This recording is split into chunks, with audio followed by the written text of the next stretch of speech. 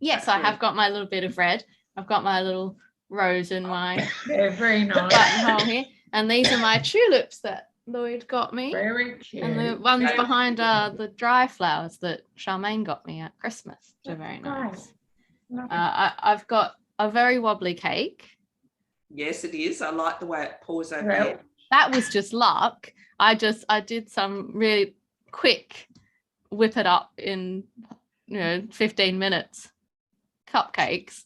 And my thing was going to be that they weren't finished. I ran out of time, so I was going to have like half iced or something. But then they went all wobbly all on their own, so they're perfect for our Valentine's cake disasters.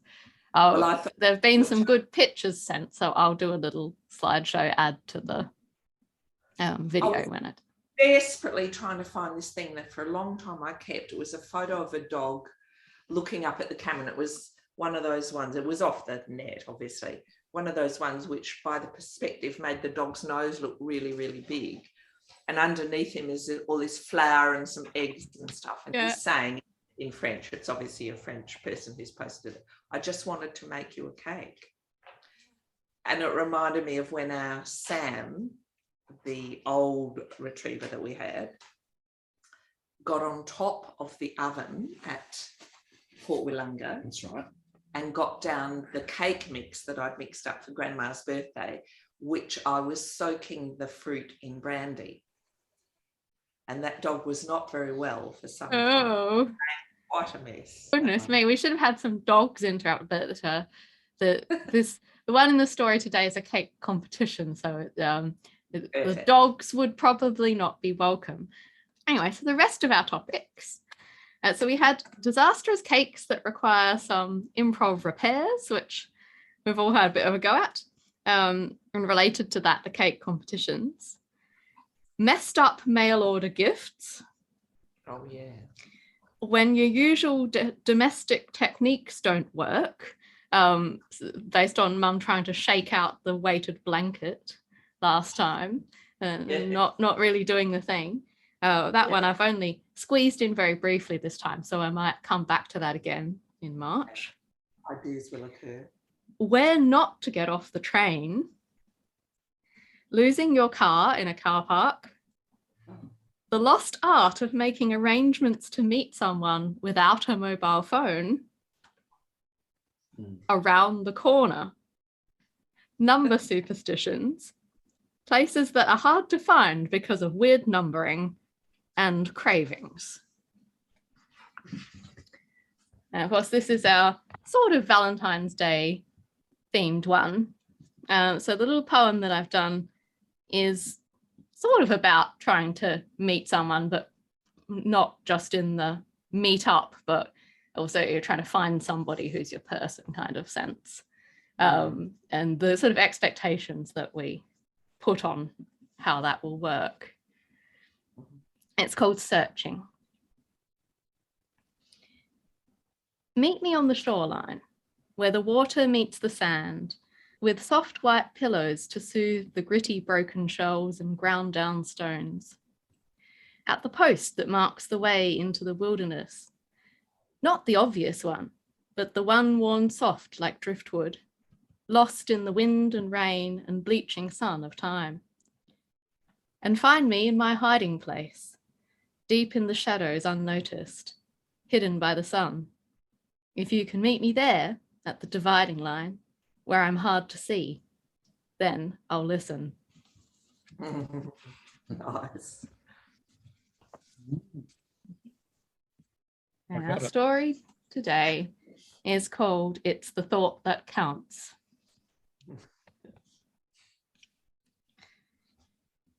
Betty looked at Matt and tried to give him a bright smile like these Valentine's Day plans deserved. Normally, baking was indeed one of Betty's favourite hobbies, and taking part in a couple's team cake bake-off would truly be the perfect gift for her. Right now, though, Betty thought she might have preferred a bouquet of sushi, or a lifelong supply of Ovaltine, or perhaps for her keys to not still be icy from her having put them in the freezer shelf instead of the bookshelf in a baby-brained daze. Still, it was the thought that counted, and this was something which at any other time would be the perfect gift. Plus, the prize for the winning couple was classes in cake decoration and design. And whilst she might not be in the mood for baking now, Betty was determined that she be the queen of remarkable children's birthday cakes in her future. So she gave Matt a hug. On Friday, Jay hung back late after school in the hopes of running into his crush, Finn. He could text him, but that would use up the last of his prepaid phone credit, and he'd have to type it like, letter U, got plans on V-Day, want, numeral 2, do something, to conserve characters, which seemed a bit crap and unromantic. Luckily, at that moment, Jay saw Finn coming out of the library, grinning and generally looking very pleased with himself. Hopefully, this excited expression wasn't over someone else's Valentine's surprise. It didn't seem to be, though, as Finn headed rapidly and directly in Jay's direction, giving him a little wave. Hey, he's saying, reaching the gate. So, you know how I'm obsessed with baking at the moment? This seemed to Jay like a rather abrupt conversation starter, but he shrugged. Uh-huh. Well, I found out about this Valentine's cake bake-off thing that's happening in town, and if you win, you get proper cake decorating classes. So I entered. Only, it's supposed to be couples team, so I'm not allowed to do it on my own. So I was wondering if you'd maybe go with me. You wouldn't have to actually do much except hang out, and at the end, I'll give you cake. Jay considered, surprised. On the one hand, Finn was technically asking him out. On the other, he in no way enjoyed baking, except for the eating part. And it did seem a little bit as though Finn was only asking him because he had to have a partner. On the other hand, cake. Jay narrowed his eyes. Did you already put my name on your entry forms? Yes. Finn did that face that people do that's supposed to look innocent and completely gives away the fact that they're not. No, I put TBC. Jay raised an eyebrow and did his best diva face. Uh-huh. Finn made wide, adorable, innocent eyes. Jay sighed dramatically. Okay. As he walked home, Jay wasn't sure whether to be excited or not. Finn had said to meet at the city train station and not to bring anything or worry about anything because it was all under control. It was hard to take this as mission accomplished, date with Finn, because now Finn was taking Jay somewhere and essentially baking him a cool cake, even if he might only be taking Jay to fulfill the requirements. This meant that Jay now wasn't officially taking Finn anywhere or making or getting Finn anything, even if he was going into town to hang around a cake kitchen all afternoon. If Jay wanted to make a nice Valentine's statement, he'd have to find a present for Finn. Their local shops were tacky, and relying on finding something in town was risky. But perhaps if he was lucky, he'd be able to find some sort of quirky baking-related item on eBay. Maybe even something Finn could use at the cake decorating classes if he won at the bake-off. Jay grinned to himself and hurried home to get on the computer before anyone else did. Matt was in the front garden, cutting Betty a bouquet of roses, when he saw the kid next door, Jay, striding home and up his driveway with a smile on his face. Jay's family lived at number 11, and Matt and Betty lived at 15A, because whoever planned their neighborhood was superstitious about the number 13. Both houses were forever receiving mail intended for number 13 on the nearby and similarly named Oak Tree Road. Their street was called Oak Mount. Sometimes they got mail that was genuinely addressed to 13 Oakmount because someone thought that giving the address of a house that didn't exist was a good way to get out of things. Matt and Betty also got mail for 15B on a regular basis because the postie seemed to think A and B were interchangeable. In any case, living in two of the most confusing addresses on the street had resulted in the neighbours knowing one another very well. And Matt knew that smiling when no one was watching was unusual behaviour for 18-year-old Jay. The youth more typically wore a suspicious or disdainful expression, along with too much hair gel in his veranda fringe. "Hello, Jay," Matt called. "Having a good evening?" Jay waved and strutted over to the fence. "Nice roses," he remarked. "Wish I could grow flowers."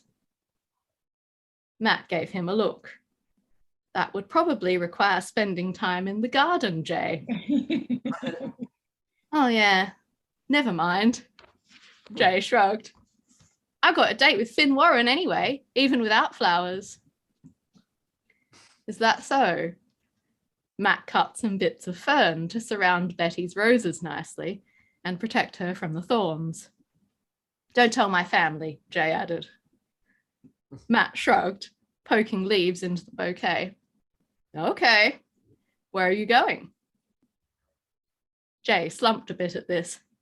"He's entered himself in this bake-off thing and he needed a partner. But it's cool he chose me." Matt looked up sharply. "In the city?" "Yeah." "Oh dear," Matt sighed. "I guess Betty and I will see you and your date on Sunday." Inside, Betty was looking at a catalogue of Valentine's Day hampers. Just in case her cake turned out to be a total disaster, which was vaguely possible since she kept putting things in the wrong places, she wanted to get some nice treats delivered for them both to enjoy when they got home.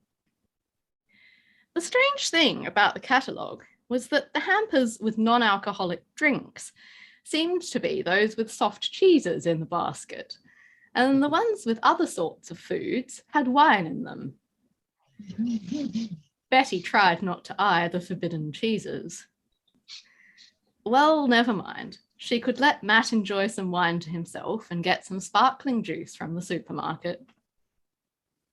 Betty dialed the phone number on the catalogue using the new cordless landline and tried to remember what it was that you had to press to get the call to connect. Matt kept saying that they should get a mobile phone, but Betty wasn't sure. Imagine if her friend Laura or her work colleagues could reach her at yoga class. It would never end. It also seemed as though many people used their mobile phones to send short written messages instead of calling, which to Betty seemed like rather a step backward. Her call connected, and she quoted a hamper number from the catalogue, adding some chutney and a nice scented candle for good measure. On Sunday, Matt sat at the breakfast bench with the street directory and his cup of coffee, trying to see where the bake-off venue was. "Oh yeah, it's just around the corner from the market entrance," he told Betty. "We can park in the market car park, maybe get our lunch from there." "Sushi," replied Betty. "I'm not sure you're supposed to have sushi," Matt answered, frowning. Betty glared at him. "I can have vegetarian sushi." Matt kept quiet and sipped his coffee. In the car, Matt made another circuit of the streets surrounding the market. "I don't see it," he complained. "It should be just around the corner here." Betty looked closely at the buildings. "Well, that's 105 and that's 102, so it must be in there somewhere." She wound down the window. "Can you just park and we'll look on foot? The car's really stuffy." Matt pulled into a side road. "Do you want to get out and start looking? The market car park sometimes smells a bit fishy, remember?" Betty screwed up her nose. Oh, yeah. I'll meet you by the ATM at the market entrance once I've found a park, Matt told her. Betty got out of the car and headed back around the corner to the main road. Matt drove through the one-way street he'd turned into and into a car park entrance on the other side of the building. As Betty turned the corner back onto the road where the baking venue was supposed to be, she almost collided with one of those street performers painted to look like a statue. The individual was wearing a silver top hat, an all-silver suit, and had a silver face, except for their lips on which the paint had been rubbed off a bit. They were holding a box of sushi. Sorry, puffed the statue person. I like to hide round this corner to eat so people don't see me being unstatue-like. Betty nodded. That's understandable. Where did you get that sushi? The performer pointed back towards the road. Oh, just round the corner there. No. Thanks, replied Betty, setting off in that direction at a brisk pace. While this encounter was occurring, Finn was on the train. He didn't catch the train very often, so he was a bit nervous. He was also concerned on account of Jay texting him last night asking for his address and then not replying when Finn had texted back, but you know we're meeting in the city tomorrow, right? Hopefully Jay did remember that they were meeting at the station. The address was probably for something else, like maybe a chocolate delivery. Finn smiled out the window at this thought and found himself making awkward eye contact with a stranger as the train pulled into the next station. He quickly looked down instead, got out his flip phone, and opened a game of Snake. 20 minutes later, the snake in Finn's game was very long and curly and had just one more bit of pixelated food to swallow to win. The only trouble was Finn's battery was low. He hadn't really been paying attention to the train announcements either. So as the train slowed down, Finn leapt to his feet, convinced he'd almost missed the city stop, and scrambled for the door. As he stepped from the train, Finn felt a bit disorientated. He headed for a station map and timetable on a large billboard. Overhead, the station speakers crackled into life and played an announcement tone. Regular police patrols are made of this station. Please note that smoking is prohibited at all times whilst on platforms. Please keep your belongings with you. If you see anything suspicious, please report it to a member of station staff. The speaker crackled off again. To Finn's right, a man in a singlet sat on a platform bench, blatantly ignoring the announcement and smoking a very pungent-smelling cigarette. There was no sign of the alleged regular police patrols, or, for that matter, of station staff. Finn had a sinking feeling as he slowly took in the rest of his surroundings. This wasn't the city stop, after all, was it? He made his way along the platform to where a graffitied and slightly smashed up light-up sign showed that the next train to the city was in 20 minutes. Finn sat on a bench around the corner from the smoking stranger and pulled his phone out. He'd have to tell Jay that he was going to be late. Bloop, bloop, went the phone and shut down. Oh. No! Why had he played that game of Snake? Finn tried the power button, hoping to squeeze the last bit of life from the drained battery, but it was no use. It barely attempted the startup screen. Finn set his backpack at his feet and rummaged for the hoodie he'd brought in case it was cold in the bake-off venue, which, now that he thought about it, was unlikely since they'd all be using ovens. but at least he could put it on now to cover his pink shirt. Finn thought this station seemed like the kind of place where some people might cause unpleasantness over a pink shirt. Now, slowly boiling in the hoodie, Finn looked about to see if there was a payphone. There was, but it had what he really hoped was melted chocolate on the keypad. And besides, he realised, he didn't actually know Jay's number. It was just saved in his now useless mobile. It might also be written in the back of his school planner, where some of them had made a fuss over filling in the contacts pages. But who brought their school planner to a weekend activity? Finn had brought a drink bottle, some cans of Fanta, some pick and mix lollies, sandwiches, and a little handmade card he'd done for Jay, which he now suspected was very embarrassing. They should have made a plan B for if one of them was late.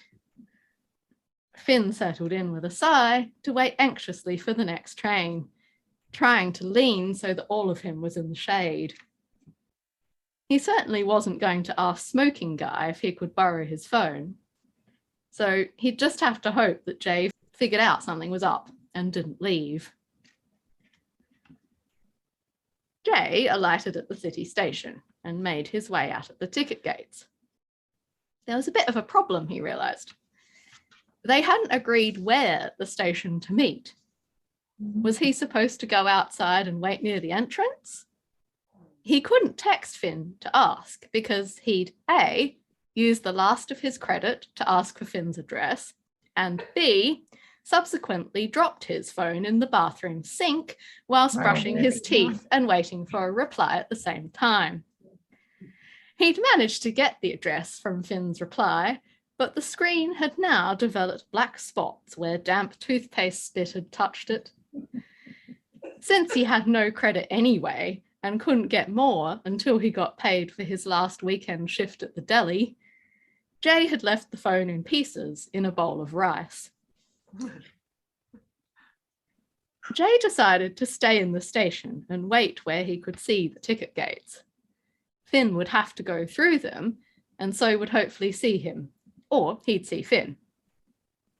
Jay sat on a bench and pulled out a book on fashion design. Meanwhile, Matt was going around what felt like about 20 winding loops, ever extending upward at disconcertingly steep slopes. He still hadn't spotted a single empty car park. Well, there had been one with a concrete pole taking up a sizable portion, which he didn't think he could manoeuvre into. Then there was one between two badly parked four-wheel drives, which had the number 89 on it. Matt didn't like prime numbers, or, for that matter, badly parked four-wheel drives. Finally, on what felt like the 50th floor, he found a park between two nice, small, neatly parked cars, which bore the number 8. That was a little weird, but maybe the numbering started from the top floor and went up as it went down. Matt made a note of the level he was on, which inexplicably only said 3, and made his way down another infinite spiral, this time on foot on the stairs. He emerged into the market entrance, with stall holders bustling back and forth and the sound of spruiking, unloading and packing echoing all around. He looked for the ATM. Betty was nowhere in sight. Matt sighed, walked over to stand near the ATM, and from this vantage point surveyed the street. Still no Betty.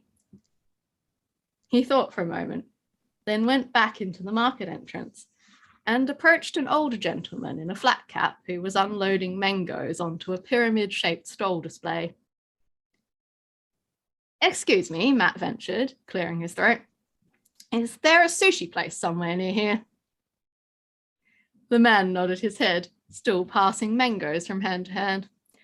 "Yeah, just through the other side and across the street."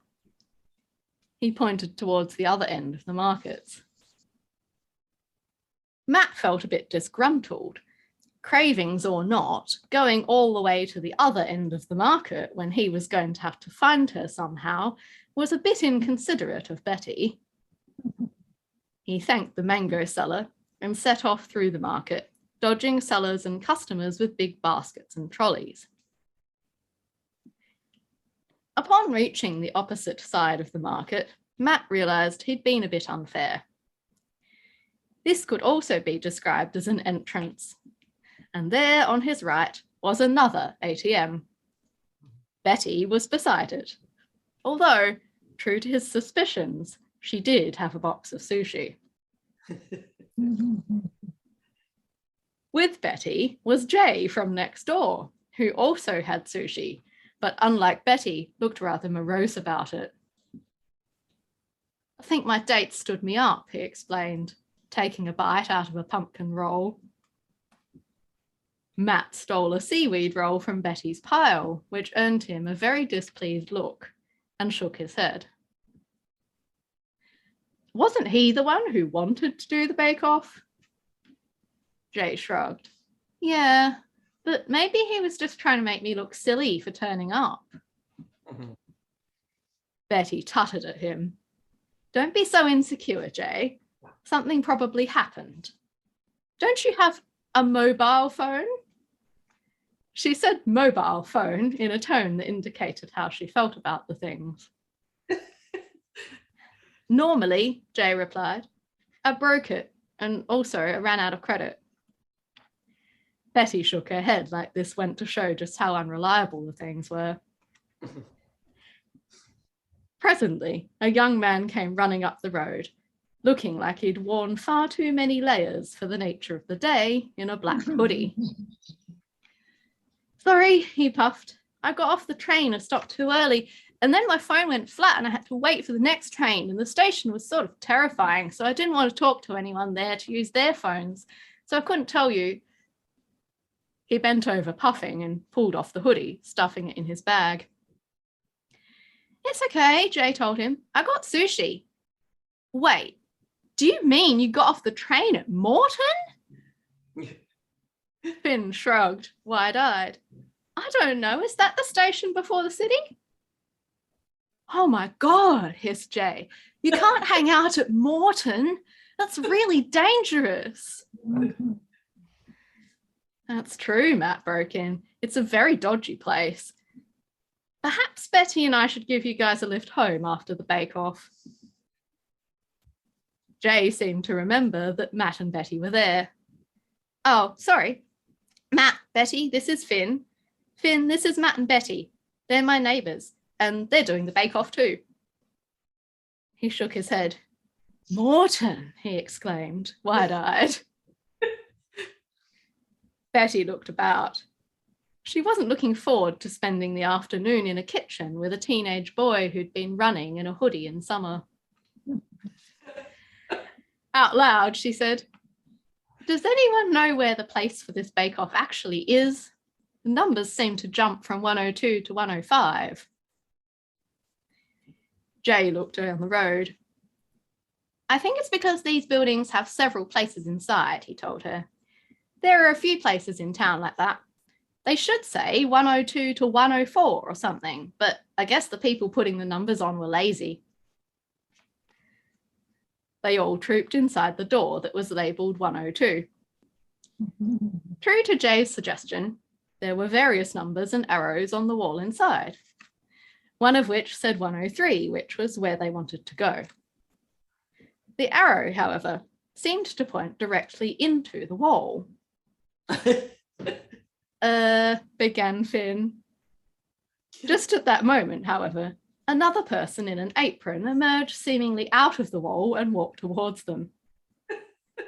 "Oh, it's around the corner," remarked Betty, walking to the far end and revealing that there was a gap to pass through. Everyone followed.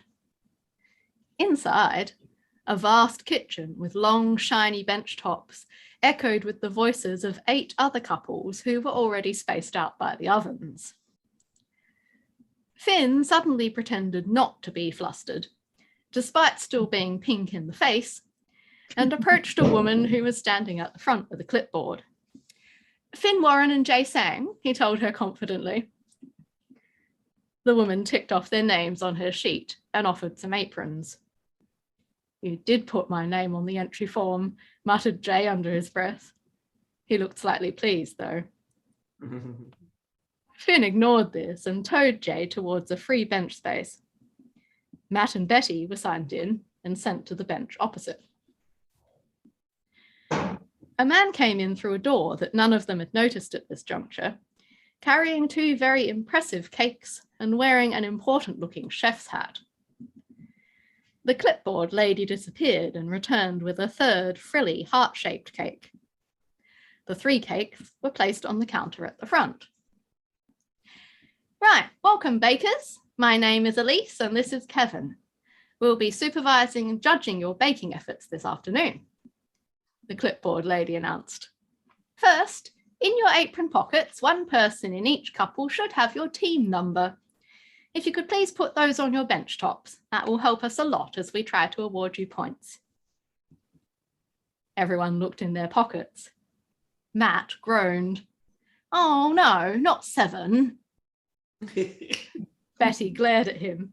Matt, don't get superstitious. It doesn't mean anything. Oh, complained Finn. 7's my lucky number. Can't we swap? No swapping, please, or it will confuse the score sheets, Kevin called out, eyeing Finn and Matt.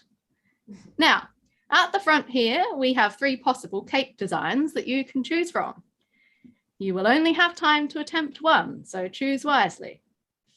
The bouquet cake, he indicated a glamorous piece that looked like a real bunch of flowers, and the character cake, he indicated a realistic teddy bear holding a heart to its chest, are more difficult pieces than the heart cake. You will receive more points for attempting one of the harder cakes, but only if you can pull it off. So bear in mind, a perfectly executed simple heart is better than a falling down, more difficult bake. Betty and Finn glanced at one another, eyes sparkling. There was no way either of them would be choosing the easier option. Recipes for each option are on your worktops and ingredients are in the cupboards and fridges underneath, Kevin went on. You may alter the character cake if you wish to something other than a bear, if you feel confident doing so. Does anyone have any questions before we start the clock? Jay looked as though he might put his hand up, so Finn grabbed his fidgety fingers. Let's do a Wallace and Gromit penguin, he whispered. Jay grimaced. You said I wouldn't have to do much. Across the room, Betty was hissing in Matt's ear about orchids. The time limit was put on a big countdown screen out the front. Betty and Finn both made their partners start working on icing colours and rolling fondant. They certainly couldn't be trusted to whip egg whites or measure things. Betty was slightly confounded by the fact that they'd been given scales and weight measurements. At home, she had established techniques for precisely smoothing off cup and spoon measures, and she kept running out of bowls and having to ask Matt to wash them between ingredient additions. Finn didn't like the springform pans. At home, he lined all shapes and sizes of tins with baking paper. It was going to be a nightmare cutting all the pieces to shape when they could have been baked to fit. Neither of them was very good at giving directions to their hovering and less confident helpers. Betty kept telling Matt to pass the thingy, which could have meant anything from an ingredient to one of the many types of utensil.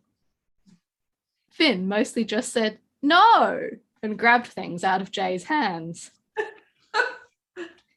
It really couldn't be said to be the most romantic afternoon. Finally, the cakes themselves were baked, and it only remained to do the very tricky operation of assembling and decorating them correctly. Jay pointed out to Finn that Wallace and Gromit characters were distinctive because they all had teeth and did funny expressions. Finn acknowledged this to be true and set Jay to work shaping the heart for their penguin to hold, while he tried to create teeth that would fit inside the fondant beak. Then he tried to put the bird's head on, and it rolled off and broke in half. While Jay was trying to help Finn join the penguin head back together with skewers, Betty was trying to apply a gradient of icing to sit under her flowers, changing from dark green to almost yellow as it rose up the bouquet. Unfortunately, Matt, it seemed, could not be trusted to mix icing, and the colours, while vibrant, were a bit too thin. The layers slid down the cake like a waterfall, forming a sloppy, muddled snot green pool at the base. Their fondant flowers were lovely, but they fell off so many times that the cake was very soon full of holes, and many of the painstakingly made orchids and rosebuds had been broken. Matt eventually stuck the cake full of toothpicks, and Betty impaled what was left of the fondant flowers on these to give some semblance of a bunch. It was rather sparse and sad-looking. Finn and Jay had managed to get the head back on their penguin, and Finn was looking hopeful as he attached the toothy beak and added some more feathery pieces of black fondant to the chest. Jay didn't have the heart to mention, with 5 minutes on the clock, that penguins didn't really have noticeable fluffy feathers like that. Finally, they brought the two fondant flippers together to hold the heart-shaped piece, and the heart cracked. Finn joined it back up as best he could with some pink buttercream that wasn't quite the right colour, and they stood back to admire their handiwork. Their mad, ruffled, rather wide penguin grimaced back at them with teeth, apparently squashing the heart between its flippers. "And time," announced Elise. Their rather weird cakes and conspicuous lack of prizes packed away, Matt and Betty, Jay and Finn made their way out into the early evening air of the city. The pavements radiated absorbed heat from the day's fierce sun, and Finn knew they would all be getting home to melted buttercream in their cake carriers. It was really the icing on the cake, so to speak, when Matt couldn't find the car. It took another half an hour for him to realise that the front and back ends of the market had separate sections of car park attached. And while they'd been panicking at the empty number 8 slot in the front end, his car was safely parked on the other side of a concrete wall. Jay and Finn exchanged several "should we catch the train after all" glances in this time, Morton or no Morton. And Betty kept having to go back down to the market for a wee and then return up all the flights of stairs. The next morning, Matt rushed outside to put out the bins, which he'd forgotten, to find Jay sitting on his front veranda, head in hands. "Oh," said Matt, "bad news?" Jay looked up at him, bleary-eyed. "I sent Finn a Valentine's gift in the post from eBay," he groaned. "I thought it was a baking set, which is bad enough given how the bake-off went, but there weren't really any pictures." Matt stopped, leaning on the bin. "And?" he asked tentatively. "I checked my email this morning and saw the receipt, and it's a princess baking kit for 3 to 6-year-olds, Jay wailed. "Finn's going to think I'm making fun of him." Matt left the bin and went to lean over the fence. "Jay," he said slowly, "I think you're forgetting that Finn's gift to you was an afternoon in a hot kitchen in February and a cake depicting a mad penguin crushing a heart." Jay cracked a small smile. Besides, Matt went on, Betty and I are married and having a kid, and she bought me a hamper containing wine we can't share, and a candle that makes me sneeze, and lots of roasted nut baggies. She forgot I'm allergic to nuts.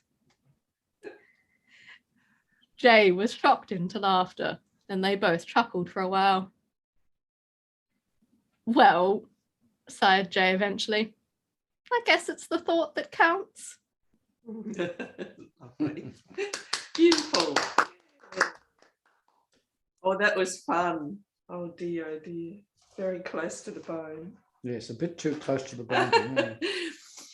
Because part of the preparation was, what kind of disasters could I have with a cake? And one of them was definitely, you would make a heart cake for Valentine, it would break. Yeah. And then you'd work out some clever way of making it, joined together as that was meant to have that for some, this is two hearts uniting thing. Yeah. What a loss. What a broken heart. Yeah, what a broken heart. Or when you try to construct something and you end up with substantial numbers of toothpicks or skewers trying to hold it in the thing. So in the freezer, I've got some sponge cake, and I thought, perhaps I'll just get that out and do it as though I've tried to mount it and have it like, on a leaning tower of Pisa type slab instead of nicely vertical or whatever. There were actually quite a lot like that. Yes. There's some very funny cake disasters amongst the research that I did. A lot of them were things that were supposed to be characters. There's this hilarious thing going around where someone did a really nice hedgehog cake with like lots of little like chocolate. I think you did one like that for me as a kid, actually. Little like chocolate buttons sticking up to make the spines, and a little button nose, and very cute. And then someone else had tried to do the same, and theirs was a real disaster. And they'd used like those chocolate fingers, so the spikes were really long and strange. It wasn't quite the right shape. And then people started deliberately doing these horrifying versions of the hedgehog cake, and they kept giving it teeth.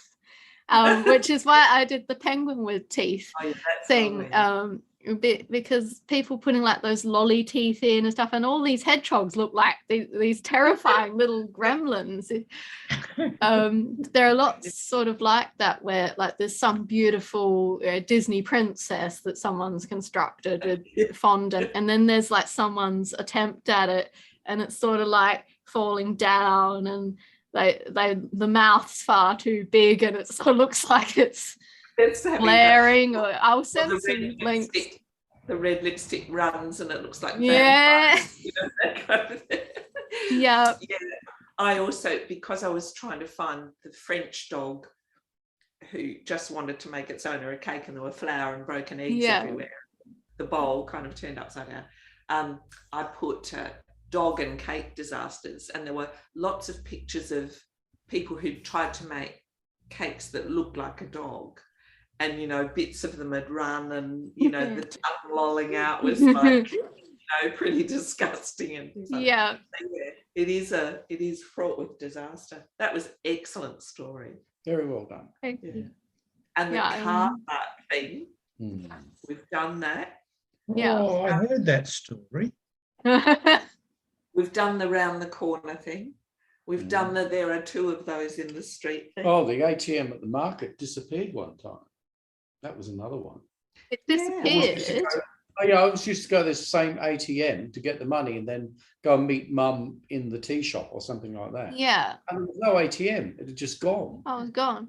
Was that the one that used to be there's sort of like the Asian supermarket section, and there was one, Is that gone? Or did it come back? Race down the road to the nearest bank, which was quite a long way, and then come back. Of course, Mum was waiting in the tea shop, and she didn't have any money, I think. Yeah. And I probably ordered like some Red Thunder and souvenirs. And then you had to keep ordering more because you had to wait till you had money. So to wait. till I get some money, and they're looking at shifting, you know. I liked the time shift there with Matt and so that was I thought because that was lovely. I went back to my document where we'd been doing the folding story, so I'd worked out the comparative ages of the characters, and Jay and Alana were one of these weird ones that sort of fitted in with Pan and Kim the hairdresser and someone else, where they must be sort of teenagers when the others are adults, kind of. They seem to belong in two peer groups from the other stories. It hasn't quite worked out in the timeline, so I thought, well, that would be interesting to have Matt and Betty as younger adults and combine that with some not really grown up teenagers. And then I thought, well, Betty, when we know her as an elderly lady, she's still not particularly keen on mobile phones, but they've got a sort of modern mobile phone. So what era would this be? And she, they probably wouldn't have one yet. So when did people not all have mobile phones, but some people did? And so that was quite good fun, sort of trying to think back to what it was like when phones were teenagers did have them, but they didn't do the internet. You didn't just have infinite credit, and you had to save your pocket money or your part-time, go and get your top up. I was thinking of doing something funny where you would you'd lose the little voucher thing, you'd get the little receipt and it had the code and you had to punch it in to put the credit on. So I was tempted to do a thing where one of them had got their credit and then they dropped that in a puddle and they couldn't read the code, or then you've dropped your phone and it you can't see and you can't make the call to put credit on. There's a kind of a lesson in the story too about having a fail-safe. Backup that, because even with our lovely new ones, things can go wrong with your phone. And things like when you're traveling and you think, okay, so on the way over I'll work on such and such, and then you're not allowed to have, you've got to have no internet connection, all this sort of stuff. I've had that problem writing stories on the plane before. That'll be great. I'll have this solid period of time where I can't really do much. I'll do the story on the plane, and then I come across something that I need to research, and I'm completely stuck because I haven't got any internet and I can't Google a question. That's a lesson about what doing without your phone. Do your research in advance, and remembering back to having one computer in a household, and you have to take turns, and come on, it's my turn, I need to check the bank, or whatever. Have you finished your homework yet? Or we're running out of internet. Lots of people had those fixed amount type internet connections. Well, the early days, I think about now, there was a rip-off. It was relatively expensive. It was very expensive. I reckon send an SMS. It was ridiculous. An SMS cost, was it 20 or 30 cents? It was 25 cents, sorry. So if you had to have 30 cents credit left, and you needed to say everything you had to say in that SMS, because that's right. So now you send an SMS and it'll say 5, and you're like, it's fine because you've got unlimited. But in those days it was how can I make this shorter so it's only 1? And a number of characters. In a lot of things you're allowed to use a number of characters. What was that for? I don't know. There was that's how many characters it was an SMS was a thing. And if you went over the character limit, then it would be sending 2, so it'd be 60 cents. So you had to be really careful. God. Don't get them till much later. And Jane, I think the mobile that you now have, which was Barry's originally, has been in a bag of rice. What happened to your phone? It was in England, and we had to put yours in a bag of rice, and I think we put. Can you remember? Drop it in a puddle. Was it just because it was raining so much and you got so wet that everything was wet? Yeah, I think it was in my pocket. In your pocket in black. It got soaked. Yeah. About the undesirable station thing too, I've had that experience. I mean, of course, we go through that particular local station occasionally, but when I was in France, I'd gone, I'm going to go to Marseille because I want to see that statue on the hill, thing. And when I arrived in the station at Marseille, it just had a feling, and I just went, oh no. Got back on the train. I went out into the station and I looked for, it was evening as well, and hadn't booked anything, and I didn't do that the first time I travelled. Most of the time when I arrived somewhere, I just walked through the town, looked at a hotel, thought, I'll go there, see if they've got a room. So then you have a conversation with someone and someone, yes, you've got a room. Of course, you talk. Where else could I try? I need something between this price range or something like that. You can ask those questions. But so I hadn't booked, so I had the prospect, and it was dusk, of walking through a city which I didn't know without a map, because I didn't have one like I did for Paris, to find somewhere. And I just decided no. So I walked out and looked at the timetable, and because it was night, I just looked for the train that would take me for at least an 8-hour journey, so I could stay on the train. That was preferable to getting out in this very dodgy state. Anyway, I was going to suggest a topic story, for next time. It's like forgetting the vital thing. Okay. So you've gone somewhere, and I thought of this because of the cake. Yeah. Because the cake disaster I've actually had, which I didn't want to repeat, just so it would be a genuine disaster, was that I decided to replace eggs. I'd give that lemon cake I make, which we love, a trial, replacing the eggs with chickpea flour, because it has a simple, beautiful body. Yeah. But this was not a good idea. You needed a saw, That's the thing.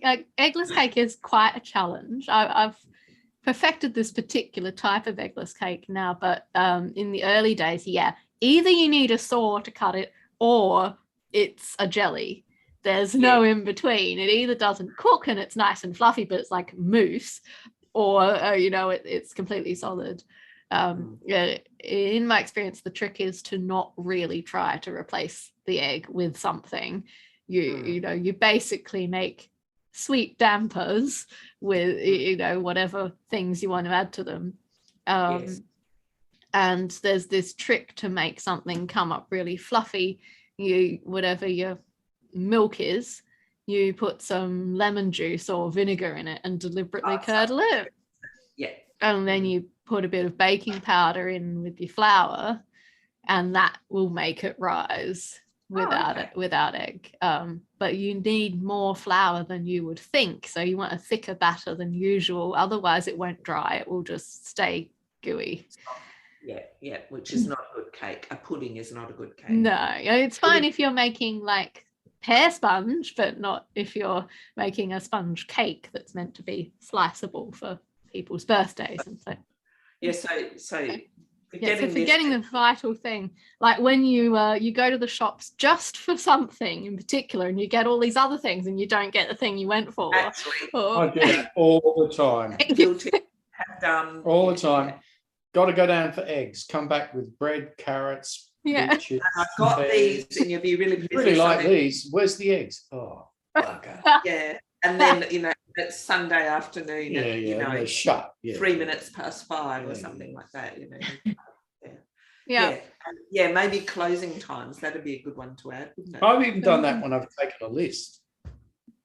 I know. I've had it on the list and I haven't brought it home. Now I did that the other day, and I've forgotten what it was, but I just had to make. Oh well, we can cope till next week. Oh, we go shopping with a what? Oh, I can speak. Yeah, you go. Yeah, go. I haven't neutered myself yet. we take a shopping list shopping and we leave the shopping list home. Yeah. Yes, I did that yesterday. I do that all the time. I got all this trouble writing the list, checking in the fridge and the cupboard, write it all down, put it on the counter because I've been adding to it slowly. Pick up my bag and my purse. Off I go. Oh, where's the list? On the counter at home. Yeah. Well, I've gone and filled a trolley and gone to the checkout and looked in my bag. I put No my purse in purse. the other bag, didn't I? I haven't got a purse. You know, can you look after my trolley while I get money? And that used to be okay when it was much more a local community. Yeah. They'd go, yeah, that's fine, Anne, you know, ha ha ha. But it's not so fine. And that time I went down and it was about tea time, and I said, "Where's Shan?" Left the That's dog. the dog. I'd left him tied up outside the shop. Poor dog. And I went back. He was perfectly all right, you know, because it's just such a calm. Everybody patted him anyway. Maybe he probably got pats. He might have got biscuits. Yeah. Yeah. Illicit He was treat. very pleased when he finally got collected, though. very, very pleased to see me. Yes. Which is what's so lovely about dogs. They're always pleased to see you. Mm. Yeah. Even when they've been left at the shops for 2 hours. Yeah. Well, he loved me all the more. Absence makes the heart grow fonder. Yes. That's an old saying. Now, Andrew, I thought of you this afternoon, and I thought another good topic would be when your very ancient, some kind of household item really has to be replaced. When it finally gets close. I was thinking of your lawnmower. Yeah. Yes. What were you thinking? It was probably well overdue to be replaced. I was thinking that's a good topic for a story. You know, when your household item of some sort that you've hung on to and hung on to and hung on to definitively has to be replaced. Yeah. The thing was with that mower. Cable. Thing was with that mower, it still used to go. It just decided to die one particular day without telling me. Well, that's what happens. Yeah, That is could what have happens been when going- they're that old, isn't it? They eventually just They just It's been can't. going for years, 30 years. I think, you know, if you're doing that topic, very you should also do something along the lines of computers that need updating. No, because they get to a certain age, and Andrews is probably qualified for they this. can't actually install the Yeah, new and they stop updates because doing they haven't things, got And I think there's one that, you know, it's actually Andrew's tale, but it's one that would apply to all sorts, is the changing format of data or sound. So like we've gone from LP records, sets to CDs, which are now obsolete. Blu-ray. Yeah. Blu-ray, Yeah, you know, DVDs. how each level of Blu-ray didn't last very long, did it? It was this thing, you know, it was oh, you can get it on Blu-ray, and then like it never really caught on, and then next thing we were just on digital downloads. Yeah, people Yeah. just It was, went, why would I yeah. do that? Yeah.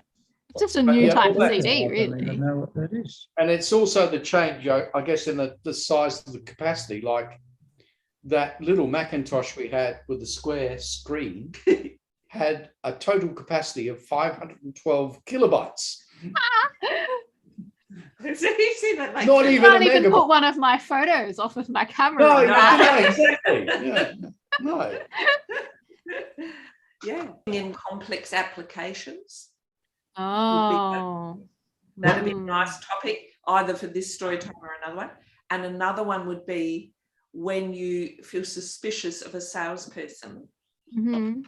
that they're trying to hoodwink you into getting Yeah. something new because they're telling you that whatever it is you've got, that you've gone to ask them for a consult with a bit of a, can you explain to me how I go about doing the following? Mhm. I can't quite manage it. I'm not that tech savvy. You're gonna Yeah. So your device, whatever, can't do that, but the device does. That's a good list of topics, and we'll obviously, if any of our people who aren't here today have any to add, they can do that in our chats or in the video comments or wherever. So the other thing to cover is next time, and I'll probably have to put something in our chat threads as well, because lots of people aren't here to talk about it. But next time is March, and all being well, we will be in Australia visiting. However, the date it's supposed to be is the 12th of March. That is during our flight to Australia, so that's definitely not going to work. It's also going to be Storytime's 4th birthday. So I'd like to be able to have a little in-person thing, but in order to do that, we'd have to have it at least a week after we arrive for gathering purposes. Maybe go to Sunday, the following Sunday, like the 20th. Yeah. So we would be, when do we come in? Do we arrive on the 13th? That'd be the 19th. Is the 19th? The 19th is the Saturday, so that's a day too early, I think, because I think we get in on the 13th. So the Sunday, the 20th, might be the best option at the moment. So if we say that's when we think we'll do it, and then I'll put that forward in our chats and see if anyone has any thoughts about whether that will work for them, either on Zoom or as a little gathering. And I will make both things available still, so we'll have some people in person who, if they can make it, I'll also have my computer with me, and I'll have a Zoom going for anyone who wants to do it from home or elsewhere in the world. But yeah, so tentatively the 20th of March. Once we've settled it, that's the 4th birthday celebration, so we can think about what else we want to have. And I think we talked about previously, we wanted to do the 4th birthday celebration as just a general tea theme, because we've never done that, and we wanted to have an excuse for like tea bag, earrings, and your teapot, tablecloth, and just all the tea related things, all the teapots out, and that sort of stuff. Your flowers in a teapot. No, we've got a few teapots we can still use. Sorry. If there are things growing in them, then you can, you can bring them in and hang them from the all around. Or we can sit out on the veranda, but we would have to still get the Wi-Fi signal, so we can't go too far out the back. We had to mute several times during the story, Sarah, because nectarines were dropping on our roof. Nectarines were dropping. That's what the noisy thing was. That's a good one. There was a herd of lorikeets up there having their dinner. Hello. And the fruit was going dunk. Oh yes. We've got our back veranda. Part of the back veranda is an iron roof, well, for some sort of iron, and they were dropping on it from the tree. Yeah. So every time I went mute, it was because there was thunderous noises happening outside. Yeah, reasons for muting. That's reasons for muting, unusual reasons for sorry. Yeah, is a fun topic. Thank you for a beautiful story, Sarah. Thank you. It's very nice. Yeah. Thank you for coming. And next time I see you for a story, will hopefully be an in-person one. There you are. With some cake that we can all have a slice. Oh, very nice. Right. See you later. All right. See you, bye. Bye. Bye. Thank you. See you, Timmonses.